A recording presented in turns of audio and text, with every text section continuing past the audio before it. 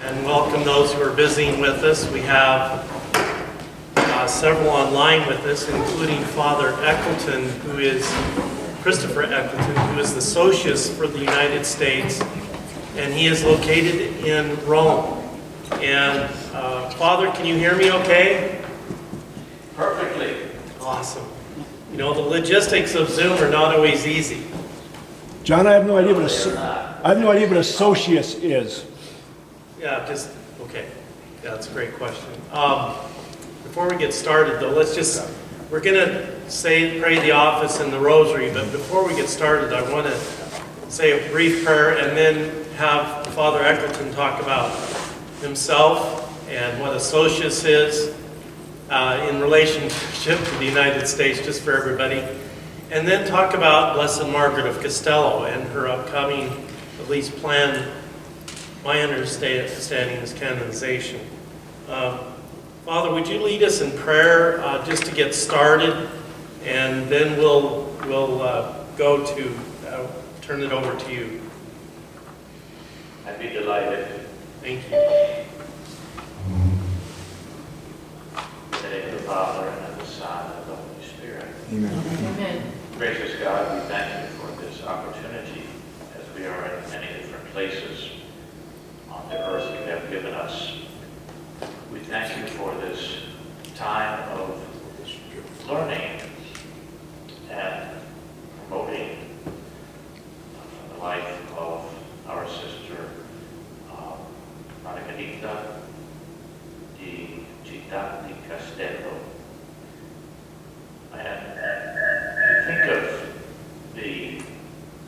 consider her life and how she mirrored your own life, dear Jesus, in that she abandoned no one.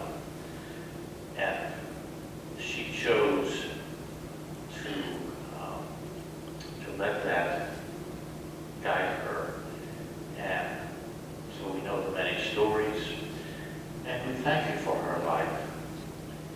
We do not know the ways in which you are calling us to, in our contemporary world, as we are right here in April of 2021, to spread the good news in our own lives and with our own actions, whatever you call us to do. But we do beg you to have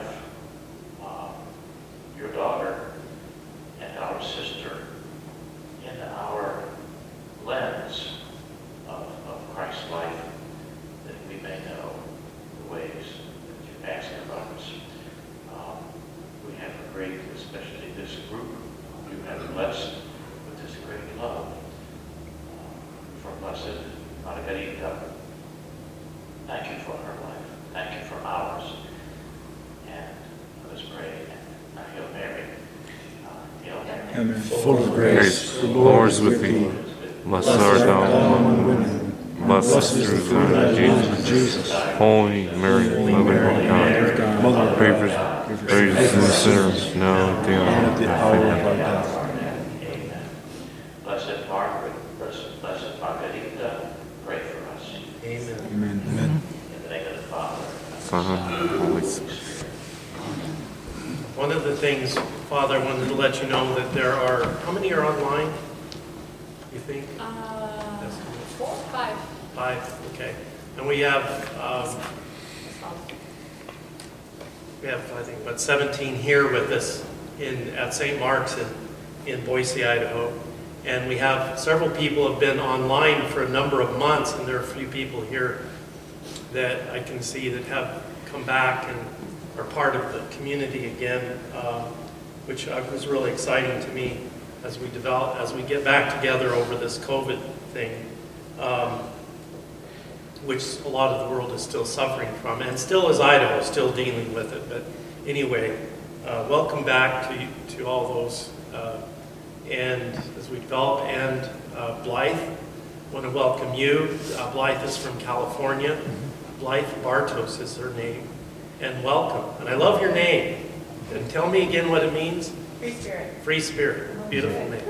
Old English name, evidently. So she's new to Idaho, so we need to welcome her here. So, Father, I'm going to turn it over to you. If you could kind of explain your position and what a socius is in relation to your duties, where you're from, and kind of just give us a little background, and then we'll jump into Blessed Margaret. Very good. Well, my name is Chris. I go by Chris, Father Chris Eggleton. I was born in Louisville, Kentucky. That's the right way to say it, to Louisville. There's all kinds of variations, okay? But my mother used to take us every summer, my little sister and I, to confessions and to the prayer of the Holy Rosary and to Mass at St. Louis Bertrand Church, or St. Louis Bertrand as we call it, which is in downtown Louisville. And we didn't live off that far from downtown, so she took us there every day of the summer, except for Sunday. And we went to the Mass there, and we needed confession, whatever, and we prayed the Holy Rosary. So that's my roots in Dominican life, and then later on, I became Dominican, went to seminary, and our studium, and I remember what is known as the Southern Dominican Province, so the province of Saint Martin de Porres of Peru. You know this saint probably. And there's other people.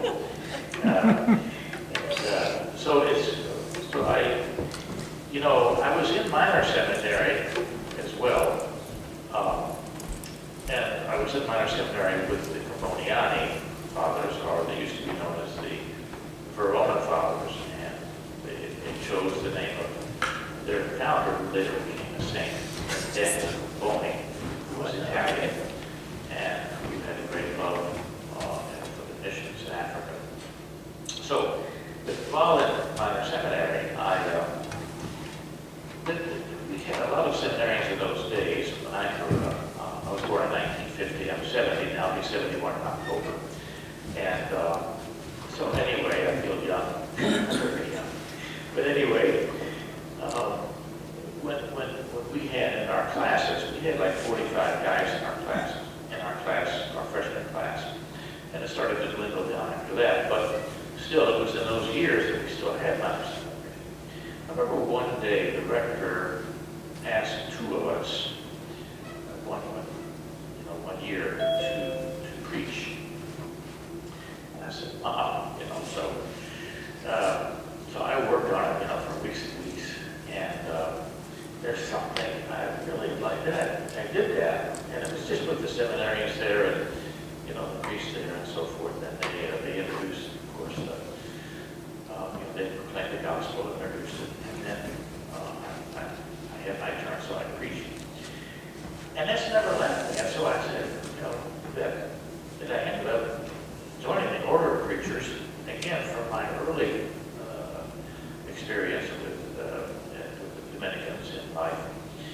And then, so I love it. And I'm a member of the Southern Dominican Province, the former, whom I talked to yesterday, actually, 2 days ago, it was his birthday. And Father Bruno Cadre was our previous master. Now we have Father Gerard Tina. The election was in 2019. Coming up on 2 years in July. Anyway, he asked me to come to Rome and be the socius. What a socius does, this means assistant. There are about 8 of us, and we're regional assistants. That is, we take a region and we're responsible for, having good communications with the leadership as far as, our leadership in laity, our leadership in sisters, nuns, the brothers, the fathers.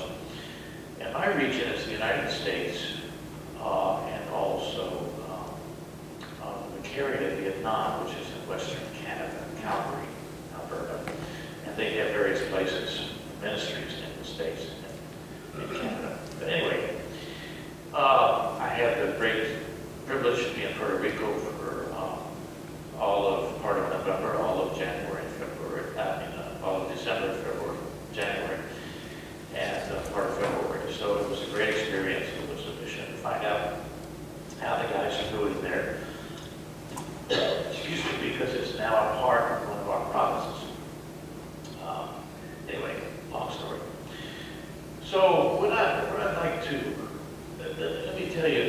so my particular work on Blessed Margarita is a wonderful chapter here, a wonderful group. I mean, I heard about you all from several people over here in Rome. And so that was one of the reasons I contacted Mr. Keenan, John Keenan. And I was so delighted because I said, well, these are serious people here with the love and following of Blessed Margarita. And then there's other places in the States and Canada as well. But so the reason I'm doing this is because because there's such a fervor for our sister in our United States in particular, that it comes within my territory, therefore, to be a part of this group that we have here in assisting the postulator general, whose name is Father Johnny Festa. He's an Italian, and he's the one whose case this cause for her canonization. So he does all the paperwork of this and has done for years. Now recently, I have had a lot of information, and I was giving out some of that information, unbeknownst that I shouldn't have been. I didn't know nobody ever told me. I got an email one day on this, and then we had our little committee.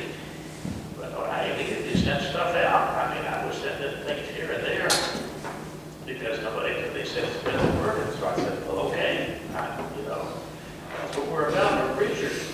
So I started sending the word that, in common knowledge now, canonization date.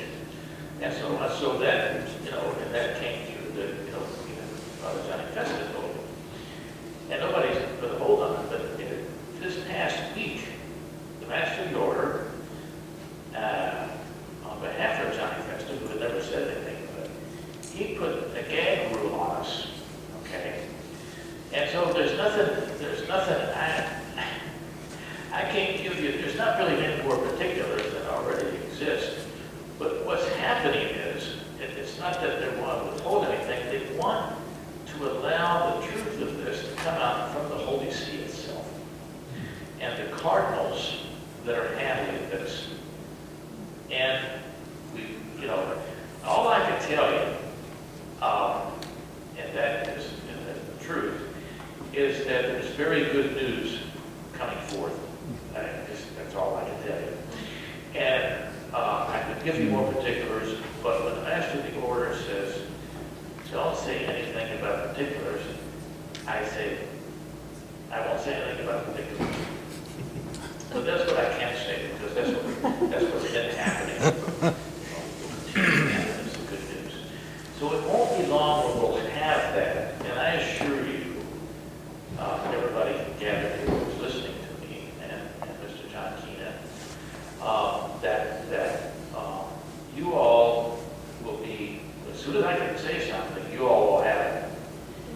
And this is so that's going to happen soon, but I've been told we must wait on the Holy See for their precision of what they want to say and how they want to say it.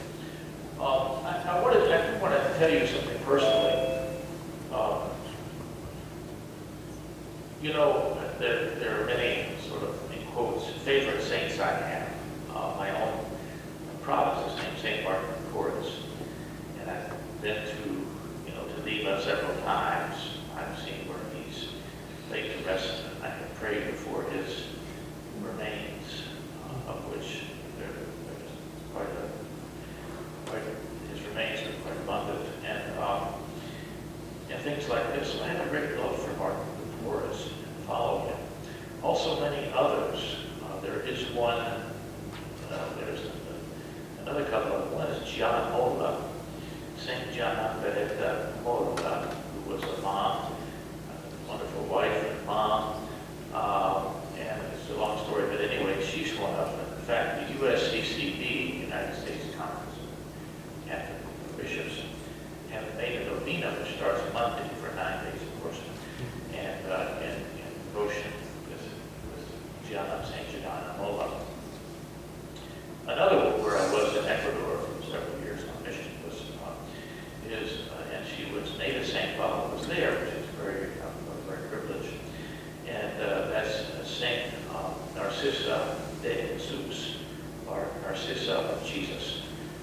common names in Ecuador at that time, and Narcissa is a very common name there, and it has nothing to do with narcissism. She's the opposite. But a beautiful life, and so I was praying through her intercession today for a certain situation I had, with someone, and so I'm praying through her intercession for some people, and also John Bogle, she's my friend.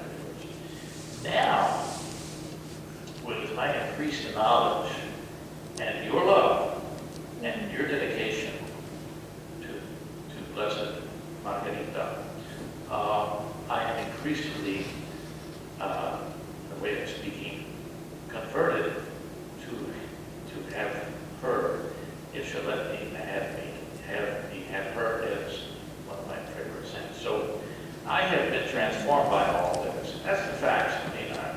That's where I'm coming from, and I'm on the committee, which is helping to get the word out.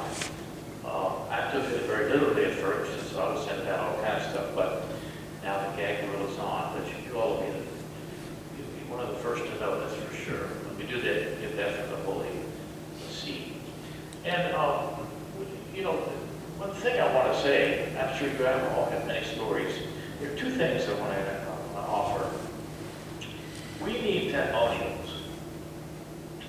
And I say to you, and of course, our brother John Keenan has my contact information and everything. There's no problem. And but if you could send me any testimonials you all have, or you know of people in terms of prayer and intercession and things have happened through her intercession, just a one-page thing or half a page, I don't care. 3 pages, whatever it is. But that will help because we're putting together a dossier that's coming also out of the order of preachers. Not only the Holy See is dealing with this, but we are, because it's our saint, Dominican. So that's a wonderful thing. So I hereby say right now, if you have testimonials, we need them. And I will take them and give them to there's one in our committee, we're putting them all together as one. And then we will select among those, we'll have all of them, ones to be published, because that's very important, especially for our region in the United States, which has such great devotion to her. The other thing I want to say is, in my own reflection, I just want to say this, and this comes out of prayer and during the rosary. To me, Blessed Margarita, in Matthew chapter 5, 44, verse 44, Jesus says, I got it right here,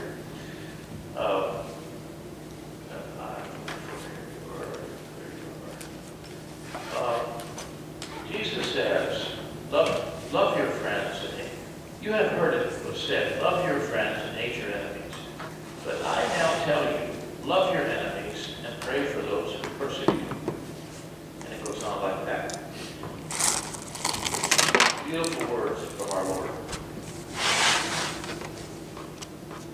Blessed Margarita took that,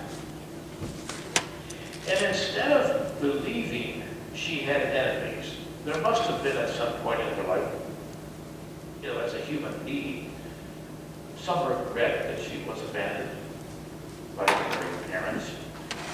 But she didn't accept them as enemies. She accepted them as God's instruments to give her life and to nurture her in the very first years of her life. So she transformed in her heart that abandonment, that whole, the image in her heart of the figures of the Holy Family. Isn't that stunning? And again, I'm researching all about this now, so it's new to me more than something I've known for a long time. But in my own prayer, is coming out of prayer that she calls upon God's loving kindness and mercy and looks at her parents as a gift. She's saying, thank you, God. And so for her, anybody that others would be considering, if we ourselves would consider her parents, how awful they were and so forth, that they would abandon her, she helps us adjust that and says, no, that's not it. So she doesn't seem to create enemies to begin with, or even she doesn't want others to think it that way. And there's no grudges, you know. And I think that's one of the things, at least for myself, unlike, you know, you have many more stories about in your relationship with her that I will learn about. And that she gave herself over to bringing people in to God's love, and the opposite of any abandonment. Actually, I don't know, that's such a beautiful thing. So I'm kind of going to leave it there. If you have any questions, I'll answer them. But I do want to ask you all kind of things. I do have prayer coming up in a little bit, but I do have time for some questions or anything. John, is that? Yeah, that's great. Does anybody have any question? I can give you the microphone, or anyone online. Again, for those who have joined us and those before I introduced, or after I introduced, this is Father Christopher Eccleton, who is the Socius for the United States at Santa Sabina in Rome, and he's given us a little bit of light on the beatification of Blessed Margaret, awaiting more light on it or more information. Anybody have any questions of him at all? I do, but I'm waiting for someone else. I have, Father, first of all, thank you for joining us. That was very good of you. Also online with us is Father Peter Doe, who's our chapter religious assistant from Portland, Oregon. So welcome, Father Doe. Hello, Father. Yes. And the question I had was, will we at least get enough information in advance of the beatification or whatever comes next, so that if those who want to plan to be present, if that were possible, could do so? Absolutely. Okay. Yes. So we have plenty of time, and again, I can't give, there's not much more I can tell you, because That's fine. honest to goodness, one of the other things, and there's things we don't know yet. Yeah. There's certain things we don't know. And so that's part of all the deal. But yes, there's plenty of time. Okay. I just want to make sure that there is advance. We had gotten word that, I can't remember how it came to me now, that we're looking at September 19th, but it could be entirely different. Is that correct? I don't think that's going to be different. That information has gotten out. So, Okay. Whether it holds to that, again, these are things, you know, that can change. It depends on the Holy See. Okay. Fair. But that's, Well, we'll there's just time. let things work its way through. Anyone else have questions of Father Eccleton? I'm sorry? Well, I was just asking if anyone else had any questions of you, Father Chris. I just mentioned this, that Yeah. we have had kind of a second lockdown recently in terms of the pandemic, but things have opened up, or we're on what's called orange zone now. It's an arbitrary zone thing here in Italy. Red is the worst, then orange, and then yellow. But you know, it's going to take time. The distribution of the vaccines, while it's very orderly, it's very slow. And so all these things take time. But I think, you know, that we're looking at some improvement. And there is opportunity to come to Rome. I mean, they're not forbidding people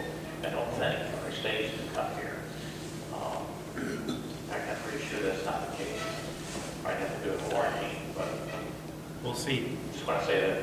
Well, we'll see what happens. Thank you so much for taking your time away and being with us. I'm delighted, and know that you are all in my prayers, and through John Keenan, I will be with you with, with more information when I can offer. Excellent. And I'd like to be with you all, and thank you so much. I'm going to our evening prayer. We have the office of readings and prayer, and like that. So I'll keep you in prayer tonight. And earlier I was talking with Bernie and Pat. Well, they're just a delight. I don't know if you all know them, but anyway, Bernie got one of their kids and kin in Switzerland now, and their granddaughter. They're not old enough to really have a granddaughter, but the looks of it. But anyway, what I will say is her granddaughter is doing wonderful work in trying to protect our environment. And she's off the coast on the island of Greece, some island in Greece, doing work with sea urchins and all kind of things. Wow. So, anyway, but God bless you all. Thank you. Thank you, Father. Take care. Okay. Thank you so much. Bye-bye. Are Bernie and Pat online? They must be, yeah, never Yep, mind. there. I think that's good. Good for Bernie. That's what, it's got like a establishment somewhere. Only one works at a time, right? One microphone? Yeah, I have to switch between them. There seems like there should be, but I think that's just for you. Well, it's probably the software. or whatever. Yeah. Okay. Well, let's get started in prayer. We're getting back to our staple of prayer and do the rosary.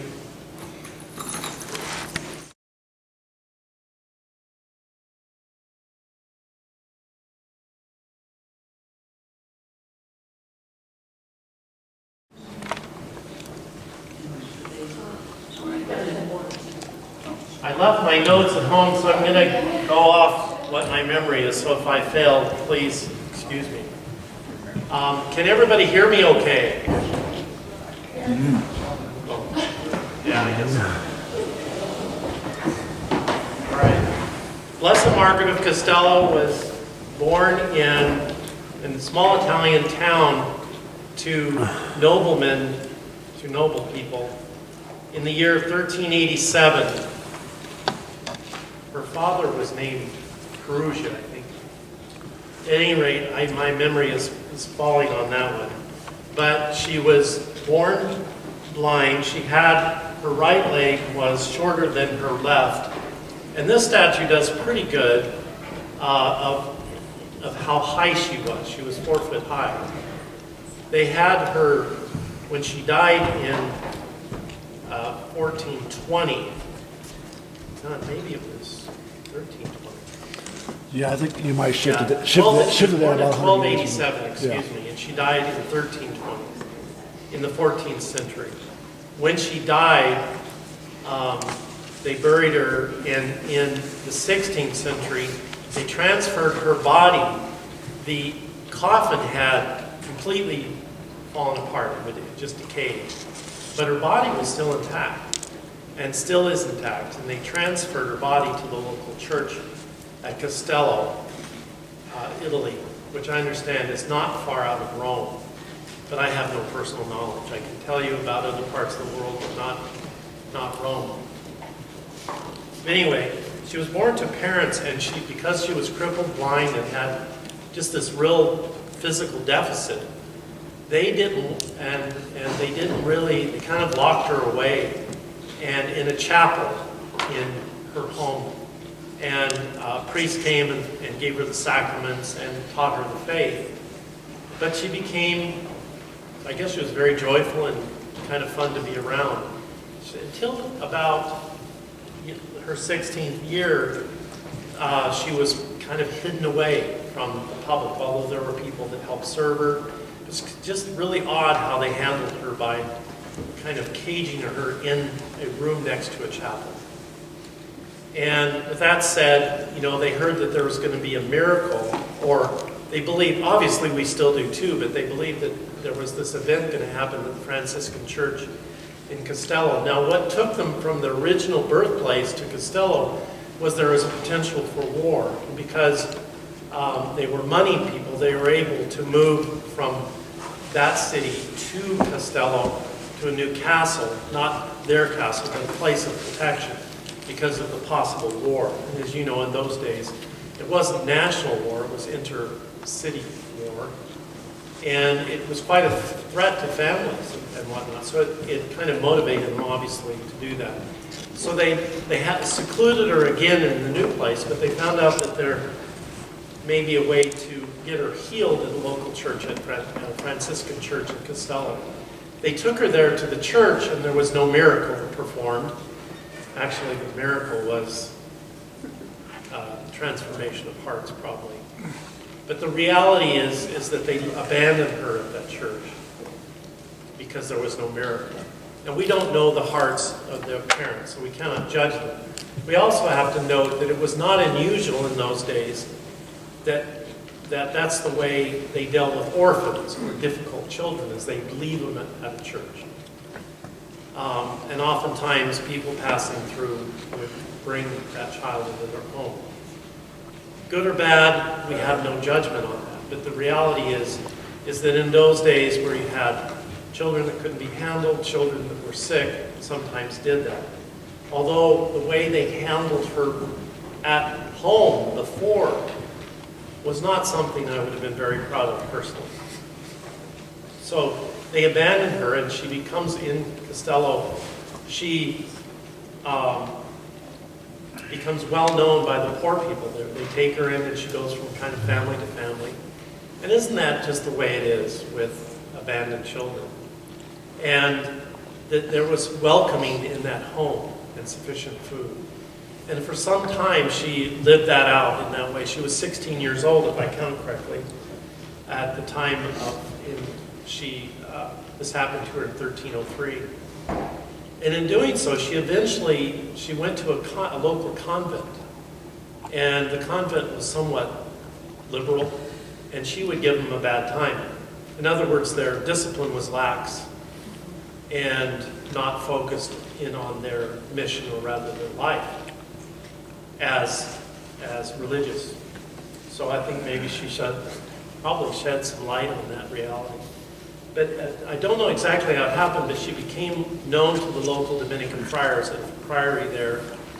And they brought her in, and she became a third order Dominican. She is not a religious, and she wore the habit the rest of her life, which wasn't that long later. But because Teresa. Was that was common practice back then? Yeah, it was not uncommon. The third order was not that old by that time. It had been, and the order itself was less than 100 years old. And, as things moved quite slow, but yes, it was not uncommon. In addition, she lived, what is known about her is that she performed a lot of miracles. She was very tender and sweet, and she taught religion to children because I don't know how she did that, but she obviously had been taught by the priests, and she absorbed it all. And she also knew the Psalms in and out as well. I read her biography, and when she was first imprisoned in that little room that they built off the chapel, was in the woods, away from everybody. They were embarrassed. Yeah, they clearly, yeah. And there was the priest who he would go there every day, bring her food, teach her. Yes. So that's where I think she got. Yeah, she got the religion from formation. from a priest. Yeah, that's very clear in her history. That's very true. They also said that when she learned the songs and everything, was that there was also a window into the church. Yeah. So there was a window that people could bring food to, and Father would bring clockwork. But there was also a window specifically into the church. So she spent her whole time, actually in adoration, basically. And she received the holy sacrifice, holy sacrament. probably daily. Clearly was taught well through that window. Despite being secluded, she was able to live quite well. I mean, in the spiritual realm, obviously. And she obviously took her attitude was that she didn't condemn her parents. She was, as the history says, she was not bitter or resentful. She didn't express those things to them or to others, but she was abandoned. I mean, it's the reality of so much of what's going on today. She died at the age of 33 in year 1320, and she was buried there at Costello. That's, you know, I'm not exactly how she ended up at the church in Costello, because she is there. I guess it's a very small church, but she was translated to that church sometime later, once they had uncovered her bones where she was originally buried. And they found out that her body was still intact. Everything else had fallen apart. The casket and everything else. And so in doing so, they took her, and she's now in Costello, my understanding. And that her body is, what's the term? Incorrupt. She was beatified in year, I guess I have to think about this because I don't have my notes, but it was Pius V, of course, who was Dominican,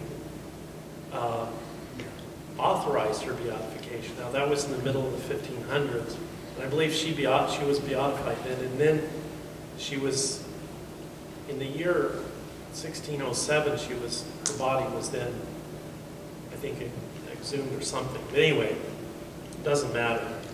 There was some official action taken at that time. But obviously it's been 400 years plus since her beatification. And we have to realize that all these things take time. So, not her beatification, her canonization.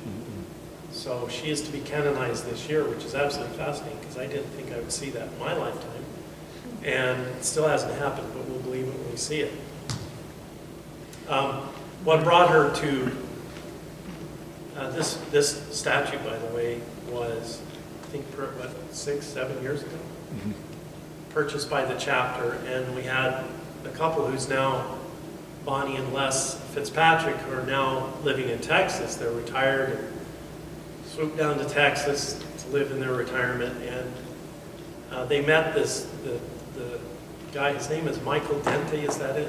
Dente. Dente. He's a local artist, and he did this work. And when they exhumed her body, they found out she's actually 4 feet high, and I think this is 4 feet high. So she's this small. And number two is that they agreed to pay half for the statue, and then the chapter raised funds for the other half. Michael did the work that's now in front of the St. John's Cathedral. I don't know if you've seen that, but you can tell his work. If you go down and look at it carefully, you'll see the same style as here. So, and he's done work that is, I understand, at the cathedral in Portland, at some church, or at the cathedral in Salt Lake City, and elsewhere. I mean, he's known elsewhere too, but he's from Boise.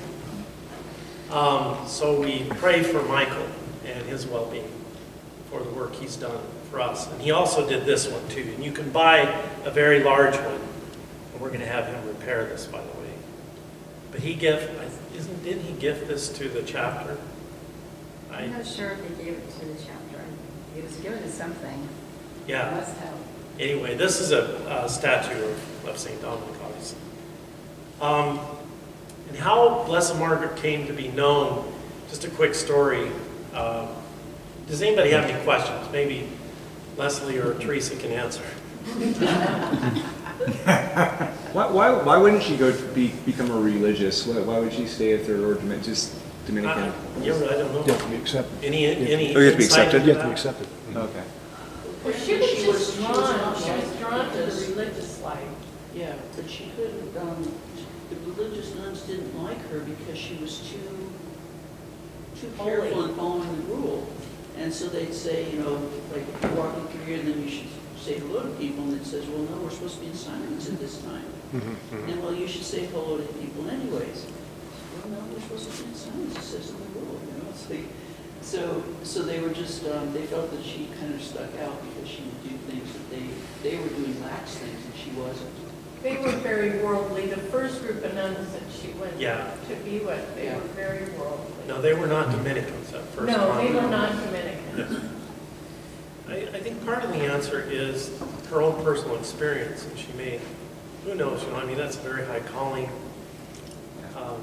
And sometimes we feel we're not worthy of that, and when in fact maybe we are, in the least in the eyes of God, but sometimes we're somewhat self-deprecating. But that's the... Like St. Francis did not wish to become a priest. Right. Well, But it may have also been, just thinking of like some of the other saints, like, I don't know if St. Teresa about it, but like, you had to have almost like a dowry to join some of them, right? Which she was abandoned. She couldn't, I don't think Braille existed back then, so she couldn't read. And so she may just not have been behold, right. at least what was around her, or available to her. One thing... She also, John, had a hunchback, Right. so she was quite deformed. Yeah, this doesn't quite show this, but it does. Yeah. If you look carefully. No, that's really good. Come on. I think part of it, Leslie. Yeah, that, I know St. Catherine of Siena had trouble getting accepted into the third order because she was young and they were only taking widows at that time. And so she would have been able to be accepted, but even though she was younger, because she was not what they would call marriageable, right? Right. Absolutely. I mean, you have to remember, she was 33 when she died. For us in the modern age, this is when we're getting started. May not have been the case in those days. I don't know what she died of. Do you know? Does anyone? I'm assuming, John, that she always had, that she always had health issues. Yes, that was just life for her. Yeah. I mean, that was the norm. My reading of her was that she was always joyful. A lot of people came to her for not counseling, but that joy was, as you know, it's infecting. It affects everything about you. I mean, you have your, all this recall of friends in college and high school that were outward-looking, joyful people. They were very attractive. That's not a difficult thing to see. Well, when you see it in the spiritual realm, it's even mightier. So my understanding is she was quite like that. So that said, it's not difficult to understand her attraction to many of the townspeople in which she lived and the blessings. And she obviously, there's some testimony that she was able to, she also did miracles at the time too. John, I don't know anything about her. I'm just finding out, but I think it's kind of neat how sort of the diamond in the rough. From external worldly appearances, she was undesirable to be forgotten, right? She was physically not attractive, orphaned, blind, right? And yet, the undesirables were the ones who found the beauty inside her, which was Christ. And in essence, that's all of our story, right? Yes. We're all fallen. Yes. And whether we are beautiful on the outside or not, it's really about that interior life. And I think what is moving to me, just learning about her, is not just, I mean, as a mother, it just hits me to the core that she was rejected by her own family, understandably different times. And yet, through that hardship, that especially this year, right, where we've all faced isolation or just different struggles, to come out of that so joyful and radiating God's love that other people who are on the streets would seek her out to find Jesus. I mean, what a testimony of what our journey should be like, whatever our journey is. Well said. Very articulate. And I think one of the things that to cap that off is how many, and you can answer this for yourself, but such a good point because you made me think about how many people I've known who are unattractive or whatever the word is, way overweight, and you get to know them, and then you walk away and you think your mind doesn't even go to their physical distraction. because they're so joyful inside. I mean, I've been around people like that, and whatever the, quote, deficit is, it doesn't affect you, because you're around them and they're full of life. And we've met the opposite as well.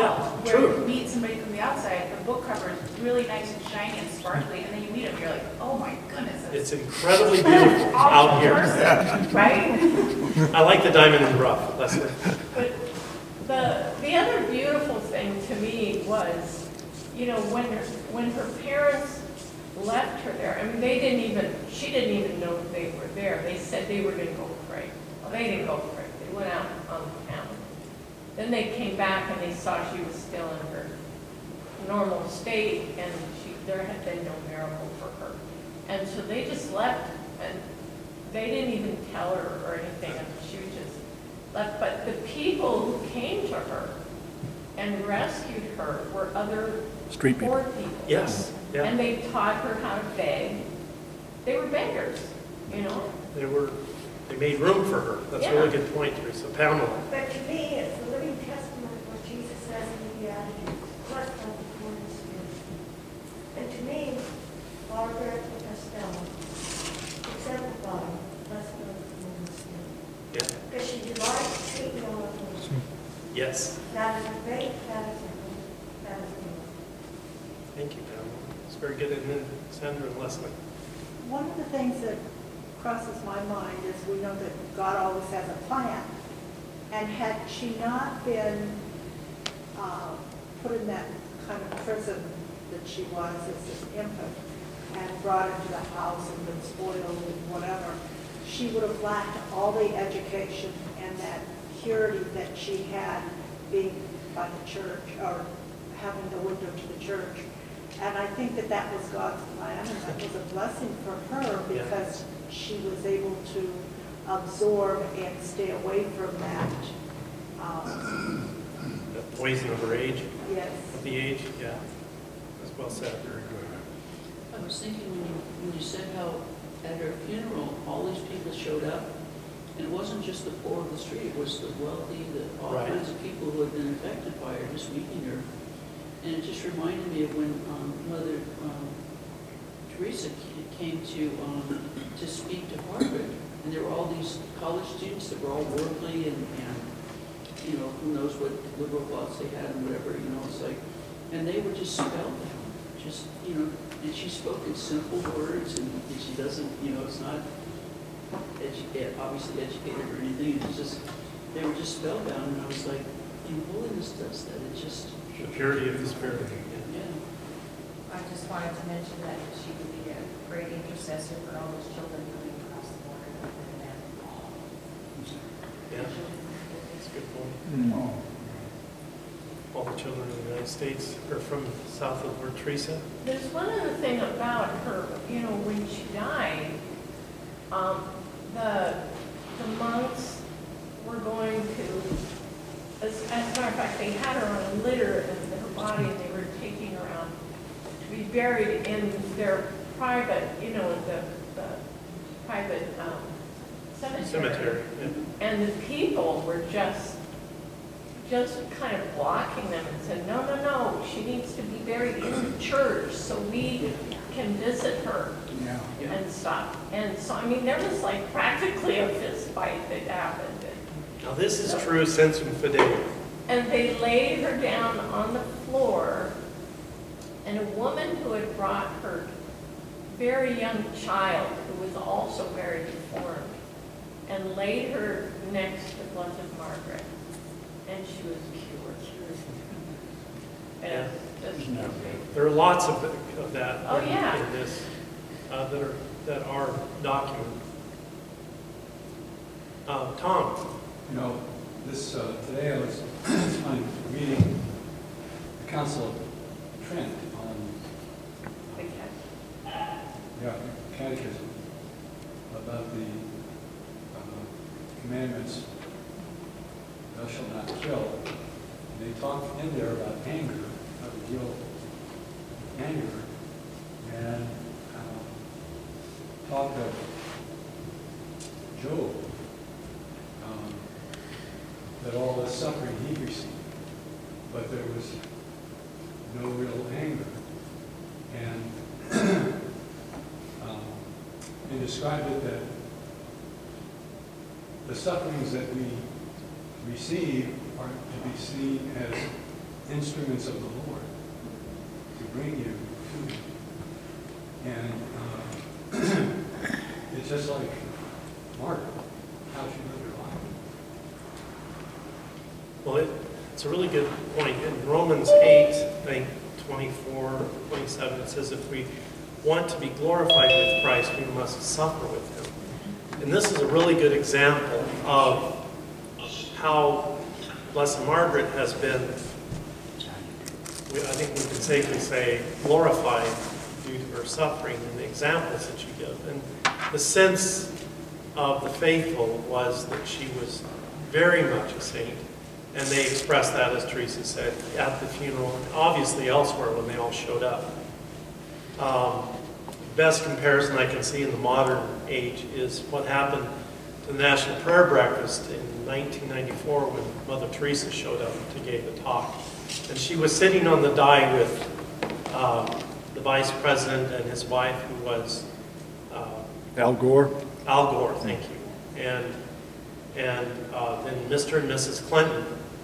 So when she said something to the effect that I've seen this video, and you can see it online. She says something to the effect that, you can't kill your kids, I mean, those are my words. You can't kill your kids in the womb. We talk about the fetus and all this other stuff, but I call it kids in the womb, because that's exactly what it is. But anyway, in so many words, and that the whole room stood up and clapped. Yeah. And one of the very good writers at the time, still is, she's still writing. She was very young at the time, I guess. I forget her name. She writes for the New York Times and everything. She's Catholic. And she's sitting at a round table, and they're standing clapping. And she said, in this article she wrote, I have to put this online because it's so funny. She says, the women that couldn't do anything were pulling out their grocery lists and writing stuff down because they couldn't clap, they didn't know how to react, so they were filling out lists for their home duties. And it was just hilarious.